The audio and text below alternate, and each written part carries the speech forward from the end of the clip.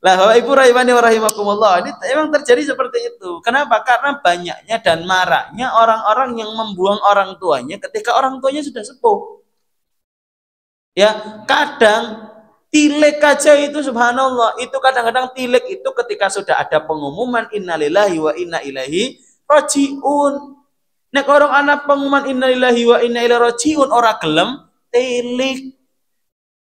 B kadang-kadang sudah innalillahi wa inna ilaihi rajiun B ora telik, ora beli. Kalau Ibu rahimani wa rahimakumullah, beliau mengatakan fahdzar fa inna lil uquqi syu'ma yadurru min qablil ma'adi yauma. Hati-hati Bapak Ibu, kedurhakaan itu adalah malapetaka. Dan malapetaka itu akan ada sebelum hari kiamat. Bahkan kata guru kami, la tamutu hatta tu'aq. Orang yang pernah durhaka kepada kedua orang tuanya, dia tidak akan dipanggil oleh Allah Subhanahu wa taala sampai dia dibalas oleh Allah Subhanahu wa taala. Ingat Bapak Ibu, panjang umurnya kita itu belum tentu menunjukkan keberkahan hidup kita. Maka hadirin insyaallah dirahmati dan diberkati oleh Allah Subhanahu wa taala. Bahkan kata Nabi sallallahu alaihi wasallam, beliau bersabda, raghima anfuhu thumma raghima anfuhu thumma raghima anfuhu, sungguh akan terhina, sungguh akan terhina, raghima anfuhu, sungguh akan terhina. Para sahabat bertanya, "Qila man ya Rasulullah?" Siapa yang akan hina ya Rasulullah? Kemudian Nabi sallallahu alaihi wasallam bersabda, "Man adraka walidayhi indal kibari ahaduhuma au kilaihuma thumma lam yadkhul jannah."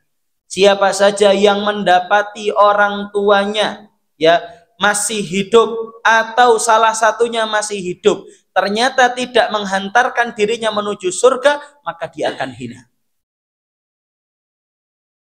Pak Ibu kita, kalau bapak kita, ibu kita masih hidup, itu ladang pahala kita.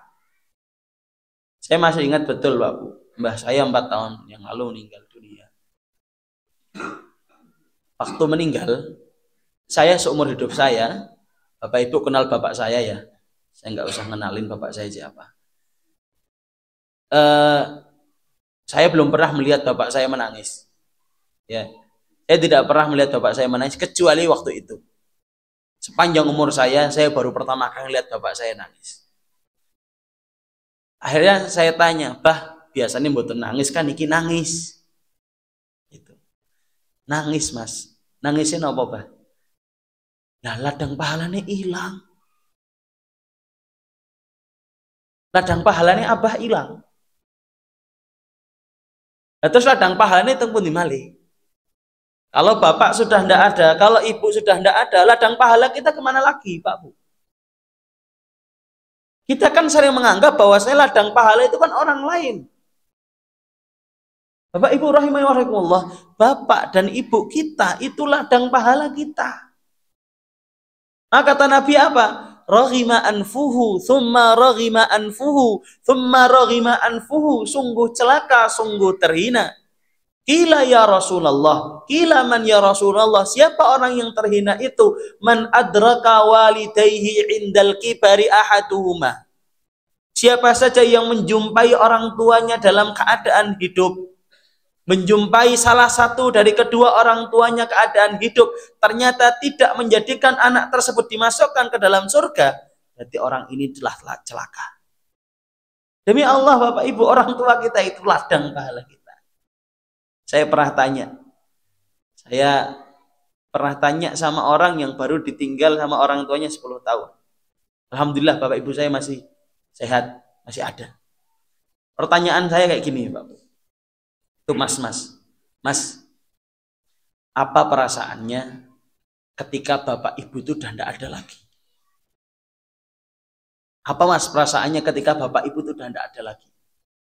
Orangnya langsung nangis terus bilang gini, saya bingung. Dulu kalau saya punya masalah, ceritanya sama Bapak Ibu. Cuman ketika Bapak Ibu sudah tidak ada lagi, kering tat hidup. Mau cerita sama siapa lagi? Coba Bapak Ibu, jujur saja Bapak Ibu yang sudah tidak ada Bapak Ibu. Bapak ibunya sudah dipanggil oleh Allah. Jenengan dulu cerita, ketika jenengan sudah sepuh saja, saya bingung, mesti ceritanya sama ibu kalau nggak sama bapak. Walaupun jenengan sudah sepuh, karena tidak ada satupun yang merubah kasih sayangnya, bahkan tidak pernah ada satupun yang mengurangi rasa kasih sayangnya kecuali ayah dan ibu. Ya, sedurhaka-durhakanya jenengan, kalau jenengan datang ke bapak ke ibu, mesti bilangnya apa? Ya wis, sing sabar. Coba, kalimat itu mungkin sudah tidak ada lagi. Kalimat itu mungkin tidak kita dengar lagi. Karena mungkin ayah dan ibu kita sudah tidak ada lagi. Makanya kata Nabi siapa? Orang yang terhina, orang yang celaka adalah ketika dia masih memiliki orang tua. Ketika dia memiliki salah satu dari kedua orang tuanya, tapi tidak menjadikan anak tersebut dimasukkan ke dalam surganya Allah, maka anak inilah anak terhina dan celaka di hadapan Allah Subhanahu wa taala. Kenapa? Karena orang tua kita adalah ladang pahala kita, jalan tercepat kita menuju surganya Allah Subhanahu wa taala. Bukannya Nabi Shallallahu alaihi wasallam bersabda, ridallah biridal walidain wa sukhtullah bisukhtil walidain. Ridhonya Allah itu tergantung ridhonya orang tua. Ya, marahnya Allah itu tergantung marahnya orang tua. Orang tua kita, Bapak Ibu, itu ladang pahala kita. Maka mari Bapak Ibu rahimani wa rahimakumullah, yang masih memiliki orang tua jangan sampai disia-siakan.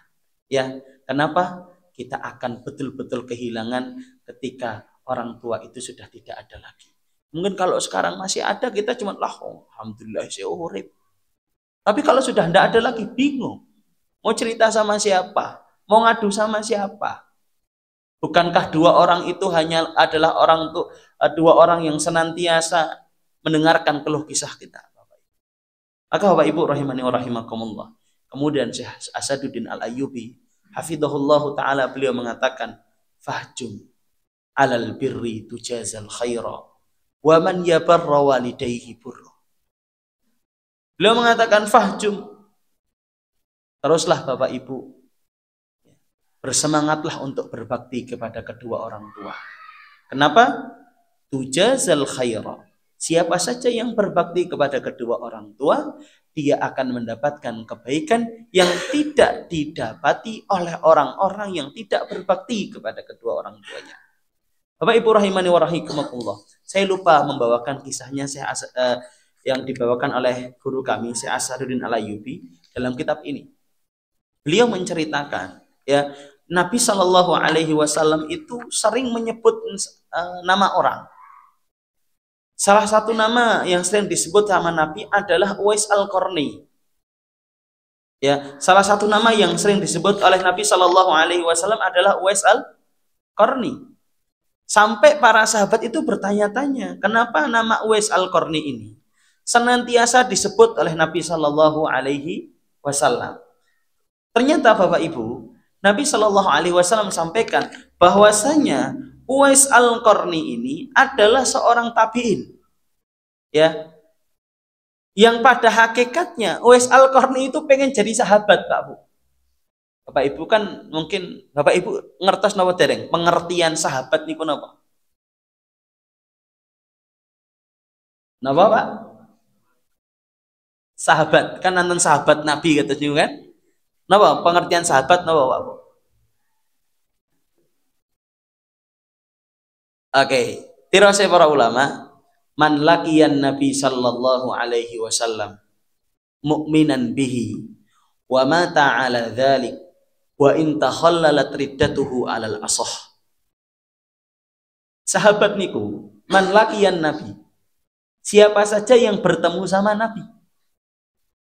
Ingat, siapa saja yang bertemu sama Nabi, mu'minan bihi, dan beriman sama Nabi.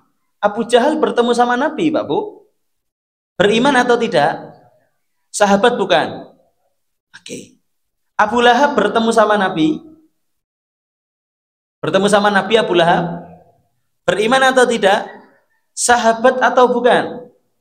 Jadi ukurannya yang disebut sahabat itu adalah man laqiyan Nabi, siapa saja yang bertemu, ingat bertemu.